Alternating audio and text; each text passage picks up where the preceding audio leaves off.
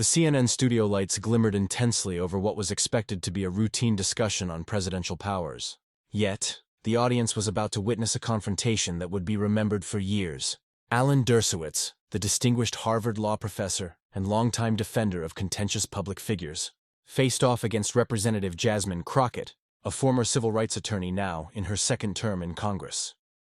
The topic on the table: the scope and limits of executive privilege in criminal inquiries. From the very first second, the atmosphere was electric. Dershowitz, exuding his trademark assurance, launched into a detailed exposition of why presidents merit certain legal protections. His voice carried the weight and authority of a man who had been immersed in constitutional law for more than 50 years. When Crockett began to respond, he interrupted her almost immediately. "With all due respect, Congresswoman," he said dismissively, waving a hand as if brushing away her words, "this is a complex constitutional issue that requires decades of scholarship to fully comprehend. Perhaps we should stick to the basics for now." The condescension was unmistakable. The cameras captured a faint flicker in Crockett's eyes. No anger, only calm, measured resolve. What came next would leave the studio stunned. Crockett posed a single sharp question, precise, pointed, and devastatingly effective. Dershowitz, renowned for his rapid-fire counter-arguments, was caught completely off guard. For the first time in decades of media appearances, the famed legal scholar was rendered silent on live television.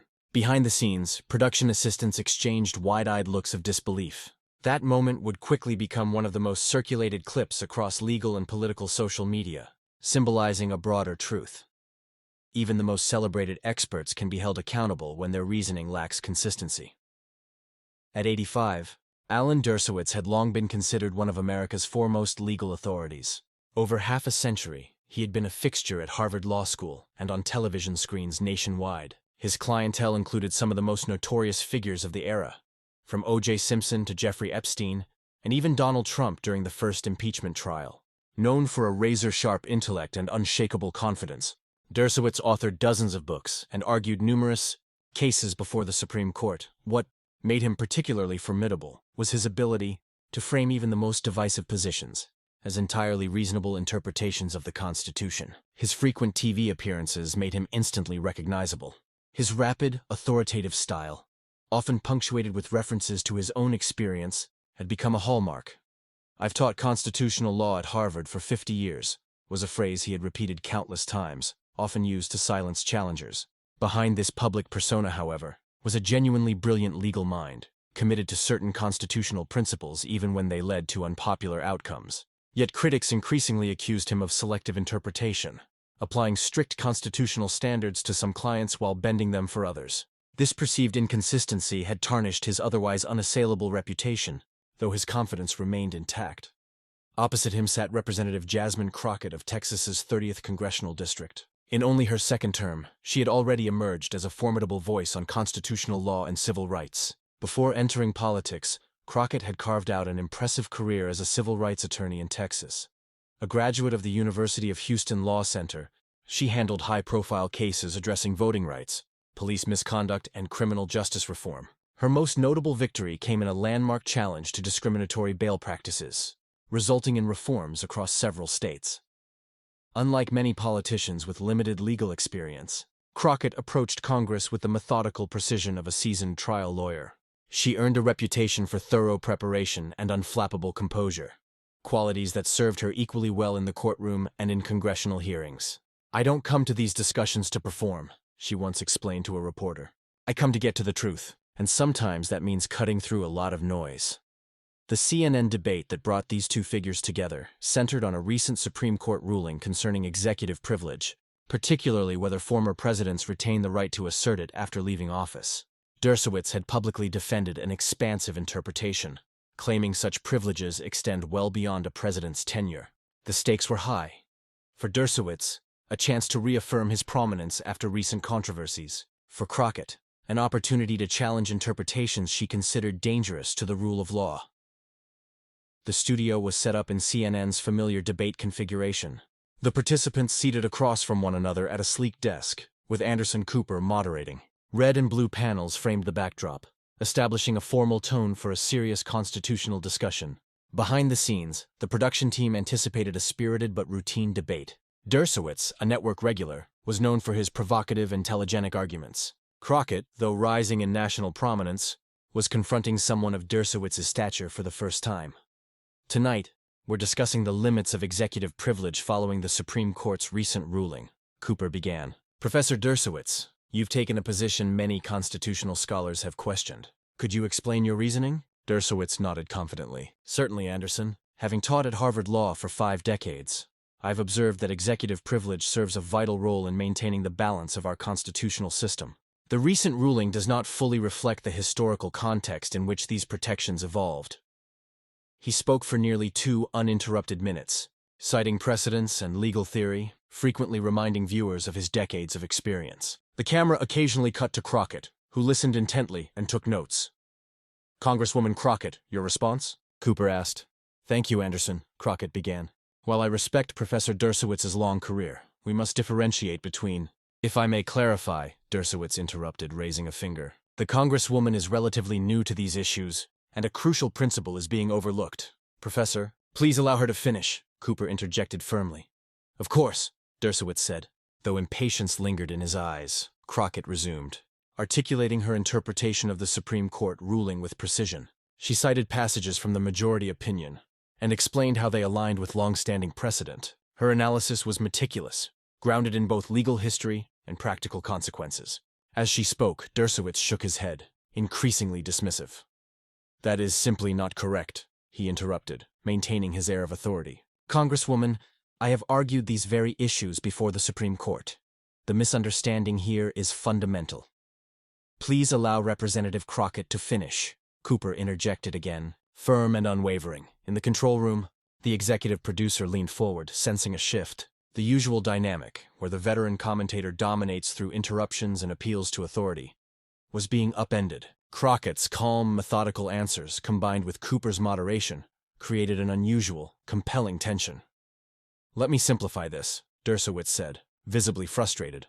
Executive privilege, as I have taught to thousands of Harvard students over 5 decades, is— Crockett remained unfazed, engaging directly with the substance of the argument. Dershowitz kept interrupting, citing his credentials, but Crockett was composed, structured, and unflappable. Congresswoman, Dershowitz said after a detailed explanation of the ruling's limits, these are nuanced legal concepts that can confuse even seasoned attorneys. Perhaps I can simplify this for you and the viewers. The camera captured a subtle shift in Crockett's expression. Not anger, but a clinical focus, like a trial lawyer assessing a witness who just faltered. Anderson, she said calmly, I'd like to respond to that. Please do, Cooper said, sensing the tension spike. Professor Dershowitz, Crockett began, you've mentioned your Harvard tenure 7 times in the past 6 minutes. You've referenced arguing before the Supreme Court 4 times, yet you have not addressed the specific language in Chief Justice Roberts' opinion that directly contradicts your position. Understanding principles is one thing. Applying them consistently is another. The small audience of legal journalists and guests exchanged glances. One law professor murmured to a colleague, She's setting him up perfectly. What exactly are you implying, Congresswoman? Dershowitz asked, his tone sharp. I'm not implying anything, Crockett replied evenly. I'm stating that your interpretation of executive privilege appears to shift depending on who is asserting it. Dershowitz's face flushed. That's absolutely false. My career has been guided entirely by principle, not partisanship. I appreciate that, Crockett responded, calm but incisive. But perhaps we should examine the record. She reached for a folder on the desk. In 2018, you argued on this very network that a sitting president cannot be indicted or investigated because it would impair his ability to function. Correct. Yes, Dershowitz replied immediately. Yet in 1998, Crockett continued. You argued the exact opposite regarding a different president, stating, no one is above the law, and a president cannot impede investigations into his conduct. Dershowitz shifted in his seat. The situations were entirely different. Different politically, certainly, Crockett interjected, but constitutionally the same principles should apply, shouldn't they? Professor, the control room producer, spoke into his headset. Stay on them. This is gold. Dershowitz, sensing the line of questioning was becoming uncomfortable, attempted to regain control. Congresswoman, you're taking my statements out of context. Constitutional interpretation requires understanding the specific circumstances of each case. He said, his tone slightly defensive. I agree completely, Crockett replied. Context matters, so let's be specific about the context. She turned to another page in her folder. In 2020, you stated that abuse of power is not an impeachable offense because it isn't explicitly mentioned in the Constitution. Yet, in this book, she held up a copy of one of Dershowitz's earlier works. You wrote that criminal-like conduct is sufficient grounds for impeachment, even if it doesn't violate specific statutes. The studio had grown unnaturally quiet. Even the floor director seemed frozen in place, aware they were witnessing something unexpected. Cooper hesitated before speaking, letting the moment breathe. Dershowitz, who normally delivered his rapid authoritative rebuttals without pause, found himself at a rare disadvantage. His usual confidence faltered, as Crockett systematically presented evidence of contradictions spanning decades. Those positions can be reconciled through proper constitutional analysis. Dershowitz insisted, though therapid cadence of his speech had slowed. I'd be very interested to hear that reconciliation, Crockett said, her voice calm but unwavering. Because to many observers, including numerous constitutional scholars, these positions seem influenced more by the political affiliation of the president involved than by consistent constitutional principles. Dershowitz's expression hardened. That's an unfair characterization of my work. I've spent my entire career defending constitutional principles regardless of politics, he said. With respect, Professor Tant Crockett replied, that claim needs to be examined against the record. She flipped to a third page in her folder. In 220, you defended the idea that a president could pardon himself, calling it constitutional. Yet, in 1974, you wrote an article stating that self-pardons would undermine the Constitution. The camera caught Dershowitz's expression, a mix of irritation and growing unease. The script had clearly shifted. Guests typically deferred to his authority or became defensive, but Crockett was doing neither. She methodically presented contradictions with calm, almost clinical precision. For the first time in decades, Dershowitz found himself on the defensive with no clear recourse to his usual tactics. The tension in the studio was palpable. Cooper glanced at the producer off camera, signaling that the exchange should continue uninterrupted. This was rare television, an intellectual confrontation exposing not just disagreement, but accountability in public legal discourse. The Congresswoman is engaging in personal attacks rather than addressing the substance of my arguments. Dershowitz tried to redirect his voice, rising slightly. I am citing your own words, Professor Crockett replied evenly. Examining your statements for consistency isn't a personal attack. It's about evaluating the foundations of those arguments. She deliberately closed her folder and looked directly at him. The studio went silent as she prepared to deliver the question that would leave Dershowitz speechless. She had carefully built to this moment throughout the debate. Jasmine Crockett leaned forward slightly, her expression focused and calm. Professor Dershowitz, she began, her voice steady. After 50 years of teaching constitutional law, which should the American people believe, your constitutional interpretation when it benefits Republicans, or your contradictory interpretation when it benefits Democrats? The simplicity and directness of the question hung in the air. For a moment, the entire studio seemed frozen. Cooper's eyebrows raised, acknowledging the precision of the question. Dershowitz, who had rarely been without words, opened his mouth and then closed it again. Several excruciating seconds passed an eternity on live television. The cameras captured every nuance. The widening of his eyes, the faint parting of his lips, the subtle flush on his cheeks. Here was one of America's most prominent legal minds, known for never being silenced completely without a response. In the control room, the executive producer whispered urgently, "Stay on him. Don't cut away." They recognized they were witnessing a historic television moment. When Dershowitz finally spoke, his voice had lost its usual authority. That's an unfair characterization of my work," he stammered. "My interpretations are based on constitutional principles, not partisan considerations." But the damage was done. His hesitation had been visible to millions of viewers, and the words sounded hollow, even to his own ears. Crockett did not press immediately. She allowed the moment to breathe, a technique she had perfected in courtrooms when witnesses had just undermined themselves. "With respect, Professor," she finally said, "I didn't ask about your intentions. I asked which of your contradictory interpretations the American people should believe, because they can't both be correct." Cooper sensed the gravity of the moment and intervened carefully. "Professor Dershowitz, would you like to respond directly to the Congresswoman's question?" Dershowitz attempted to regain footing. "Constitutional interpretation evolves over time. My thinking develops as I analyze precedents and historical context more deeply," he said. "Interesting," Crockett observed. "But it doesn't explain why your evolution consistently aligns with the political interests of whoever you are defending at the time." She turned toward the camera, addressing viewers directly. "This isn't about Professor Dershowitz personally. It's about the integrity of our constitutional discourse. When legal authorities present partisan preferences as neutral constitutional interpretation, it undermines the rule of law. Journalists behind the cameras typed furiously. One whispered, "She just did what 100 interviewers have failed to do. Expose the fundamental contradiction without making it personal." Dershowitz attempted another deflection. "The Congresswoman is playing to the cameras rather than engaging with serious constitutional questions," he said. "I am citing your own published statements, Professor," Crockett replied evenly. "If that's playing to the cameras, the issue is with the inconsistency of those statements, not with my question." The production team reacted subtly, raised eyebrows, barely suppressed smiles. Even Cooper's professional neutrality showed a flicker of admiration for Crockett's approach. "My interpretations of executive privilege and presidential power are based on decades of scholarship," Dershowitz said, trying to reassert his authority. "Perhaps," Crockett acknowledged, "but it doesn't address the fundamental problem your interpretations have repeatedly reversed, depending on which political party benefits. That isn't scholarship. It's advocacy masquerading as analysis." She opened her folder again. "When you wrote in 1998 that obstruction of justice was impeachable, and then argued in 2019 that it wasn't, you weren't advancing constitutional understanding. You were adapting your position to defend different clients." "Those situations were contextually distinct," Dershowitz insisted, though his voice lacked its usual conviction. "The only consistent distinction," Crockett said, "is the president's party affiliation." She closed the folder deliberately.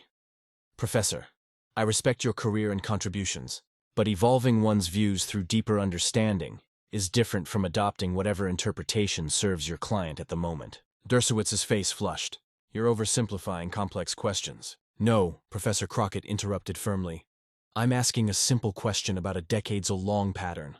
Your inability to answer speaks volumes." The control room debated whether to extend the segment. This was riveting television, but also considered ending it to spare Dershowitz further embarrassment. He attempted one last appeal to authority. "Congresswoman, I've spent 50 years teaching constitutional law at Harvard. I've argued more Supreme Court cases than you've likely read. Viewers understand who has the deeper knowledge." She responded calmly without rising to the bait. "I'm not questioning your credentials. I'm questioning the consistency of your interpretations. Appeals to authority are not answers to legitimate questions about consistency." She turned slightly toward Cooper. Anderson noticed that when confronted with decades of contradictory statements, Professor Dershowitz responds not by reconciling them, but by reminding us of his resume. Cooper followed up, recognizing the moment's importance. "Professor Dershowitz, how would you address the specific contradictions the Congresswoman has identified?" Dershowitz began a prepared statement about constitutional complexity. Crockett interrupted gently. "Anderson, let me be specific. This isn't about theory. It's about a principle that should guide all constitutional discourse: consistency." She looked directly at Dershowitz. "When you tell Americans that a sitting president is immune from investigation in 2019, but argued the opposite in 1998, you're not advancing constitutional understanding. You're using your authority to provide cover for partisan positions." The clarity of her framing left Dershowitz with few options. He couldn't deny his previous statements; they were public record. He couldn't claim a coincidental evolution perfectly aligned with partisan interests. And he couldn't dismiss Crockett as uninformed. She commanded both his work and constitutional principles. The American people deserve better. Crockett continued addressing viewers. "They deserve experts who apply the same standards regardless of who is in power. Analysis based on principle, not partisanship. Honesty about when interpretation ends and advocacy begins." The studio was silent. Even the production team, usually bustling, remained still. They were witnessing an unprecedented challenge, not just to Dershowitz's arguments, but to an entire approach to constitutional commentary on cable news. Dershowitz, visibly uneasy, looked toward Cooper with a pleading expression. Cooper, recognizing the moment's significance, asked, "Professor, would you like to respond directly to the Congresswoman about consistency and interpretation?" "I've always followed the Constitution," Dershowitz insisted, though his voice lacked conviction. "Different circumstances require different applications of principles. That would be reasonable," Crockett acknowledged, "if differences align with facts, not political beneficiaries. The American people can recognize when principles are consistent and when they're manipulated. They deserve experts who respect that intelligence." Cooper sensed the exchange had reached its natural conclusion. Dershowitz had been given multiple opportunities to reconcile his contradictions and had failed. "We need to take a break," Cooper said. "Professor Dershowitz, Congresswoman Crockett, thank you for this illuminating discussion." As the camera prepared to cut, Crockett added a final note. "This isn't about Professor Dershowitz or me. It's about whether society demands consistent principles from legal authorities regardless of partisan advantage. The Constitution deserves that respect, even when conclusions are politically inconvenient." The camera caught Dershowitz's expression, a mix of frustration and grudging respect. As the segment ended, for perhaps the first time in decades, he had been rendered speechless, not by personal attacks, but by the devastating clarity of his own contradictory statements presented calmly and precisely. In the control room, producers reviewed the footage, aware they had witnessed something remarkable. A standard legal debate transformed into a masterclass in accountability, demonstrating how to challenge authority with evidence and principle, rather than rhetoric or personal attacks. The aftermath of the Crockett-Dershowitz confrontation extended far beyond the CNN studio. Within hours, clips of the exchange had flooded social media platforms, racking up millions of views and thousands of comments. What set this moment apart wasn't merely the dramatic on-air silence of a prominent legal figure, but the methodical, respectful way Crockett had exposed decades of contradictions in Dershowitz's constitutional interpretations.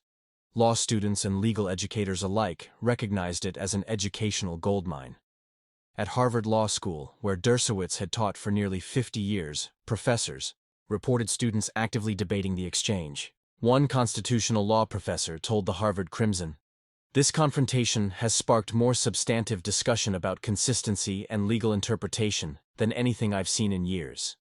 Students dissected the quotes, comparing them across decades, analyzing whether principles had been applied consistently or selectively. The debate became a case study in the ethics of legal commentary. Across the media spectrum, analysts took notice. MSNBC commentator Rachel Maddow described it as a masterclass in challenging authority without personal attacks. Conservative commentator Andrew McCarthy at the National Review acknowledged, "Regardless of one's politics, Congresswoman Crockett's approach to questioning inconsistency should be a model for substantive debate." Then social media users engaged in unusually thoughtful discussion, sharing clips and examples of other public figures who had reversed positions depending on political alignment. Crockett's national profile surged overnight. Her office received thousands of emails within 48 hours, not only from supporters, but from Americans across the political spectrum impressed by her meticulous, principled approach. One email from a conservative lawyer in Ohio read, "I deeply disagree with your politics, but your commitment to constitutional consistency transcends partisanship. We need more of that kind of intellectual honesty." Law students were especially inspired. Membership in constitutional law societies skyrocketed, and applications for Crockett's congressional internship program tripled. A Yale law student told the Washington Post, "Watching that exchange reminded me why I wanted to study law, not to win arguments, but to uphold principles consistently." Across the country, law schools incorporated the exchange into curricula, analyzing the balance between advocacy ethics and interpretation. For Dershowitz, the aftermath was more complicated. Initially, some supporters defended him, arguing that Crockett had taken his statements out of context. But as the full exchange circulated, including themaments where he failed to reconcile contradictory positions, even longtime admirers began questioning his approach. His reputation as the unquestioned authority of cable news commentary shifted subtly. Network hosts no longer relied solely on his credentials as proof of expertise. They began asking pointed questions about consistency and past positions, expecting substantive answers rather than appeals to authority. Media training companies incorporated the Crockett-Dershowitz exchange into their courses.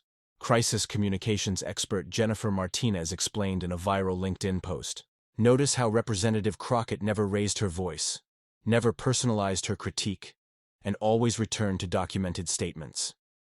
That's a model of effective evidence-based accountability." The exchange influenced not only media training, but legal education itself. Columbia, Georgetown, and Yale introduced modules on professional ethics and the responsibility of commentators to maintain consistent principles. Professor Maria Gonzalez at Georgetown reported her enrollment in ethics courses had doubled, noting, "Students' fascination with the tension between advocacy and honest analysis Several legal commentators began proactively addressing potential contradictions since in their own statements, publishing clarifications, and reconciling evolving views. Network executives faced pressure to highlight inconsistencies in expert commentary more rigorously. CNN's internal analytics revealed the Crockett-Dershowitz segment had drawn more engagement than any other legal discussion in the network's history, suggesting viewers were hungry for substantive accountability rather than performative conflict. Digital media analyst Jennifer Patel explained, "For decades, viewers were assumed to want confrontational, sensational content, but this data indicates a strong appetite for principled, evidence-based discourse."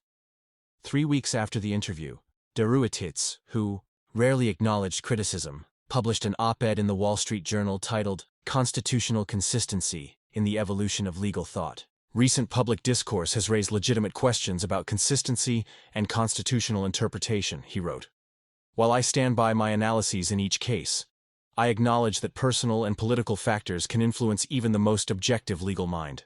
A lifelong commitment to the Constitution requires constant self-examination to ensure principles, not preferences, guide our interpretations. The op-ed was an unprecedented concession for a figure known for unyielding defense of his positions. Subsequent appearances by Dershowitz reflected a subtle change.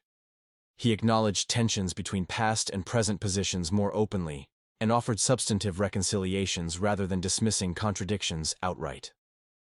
Academic researchers seized the viral exchange as a case study in legal ethics and public discourse.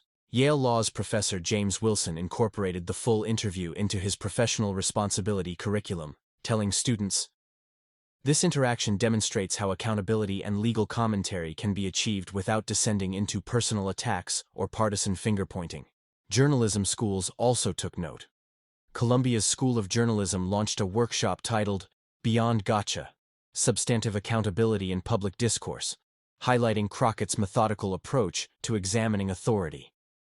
The exchange became a reference point for teaching interviewing techniques that emphasized evidence over theatrics. Perhaps the most significant impact was on public understanding of constitutional debate. Polls conducted weeks after the segment found that 68% of Americans who had seen it expressed interest in learning more about the consistent application of constitutional principles across political divides. Media analyst David Chen remarked, "For decades, legal commentators were evaluated primarily on credentials and persuasiveness. Representative Crockett demonstrated that consistency over time is an equally important measure of credibility." 6 months later, the influence of the exchange continued to reverberate. Law schools reported heightened interest in courses examining the history of constitutional interpretation. Prominent commentators increasingly addressed the evolution of their views and highlighted principles that remained consistent. During the confirmation hearings for a new Supreme Court justice, senators from both parties began asking nominees about consistency and constitutional interpretation. One senator explicitly referenced the Crockett-Dershowitz exchange, asking, "How can Americans trust that your constitutional interpretations are based on consistent principles rather than preferred outcomes? What safeguards do you personally employ to ensure consistency?" The confrontation had transcended viral television. It catalyzed a subtle but profound shift in the evaluation of legal expertise in America. In an era of deep political polarization, it provided a template for principled disagreement, showing that rigorous accountability could elevate public discourse rather than degrade it. Textbooks in legal education began including the exchange as a case study in ethics.